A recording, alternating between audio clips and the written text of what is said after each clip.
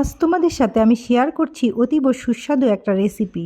আর এই রেসিপি যারা একবার খাবে তাদের বারবার খেতে ইচ্ছা করবে, কেননা এতটাই সুস্বাদু। এই জন্য আমি নিয়ে নিচ্ছি পেঁয়াজ, রসুন আর কাঁচা লঙ্কা।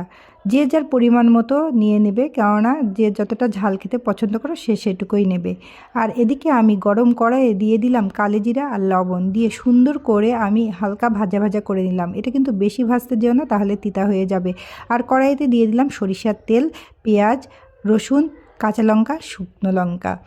এগুলো সুন্দর লাল লাল করে ভেজে নিতে হবে এবং যখন এটা লাল হয়ে যাবে তখন নামিয়ে নিতে হবে।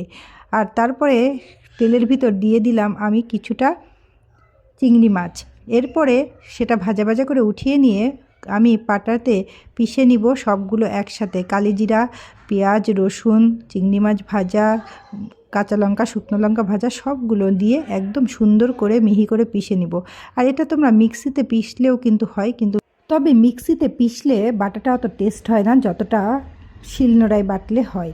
তো আমি এখন চিংড়ি ভাজা তেলের ভিতর আরেকটু সরিষার তেল দিয়ে তার ভিতর শুকনো লঙ্কা, কাঁচা লঙ্কা আর জিরা ফোড়ন দিয়ে কেটে রাখা ভর্তাটা কড়াইতে দিয়ে দিব এবং যখন গায়ে লাগা লাগা হয়ে যাবে তখন নামিয়ে নিয়ে গরম গরম ভাতে পরিবেশন করব।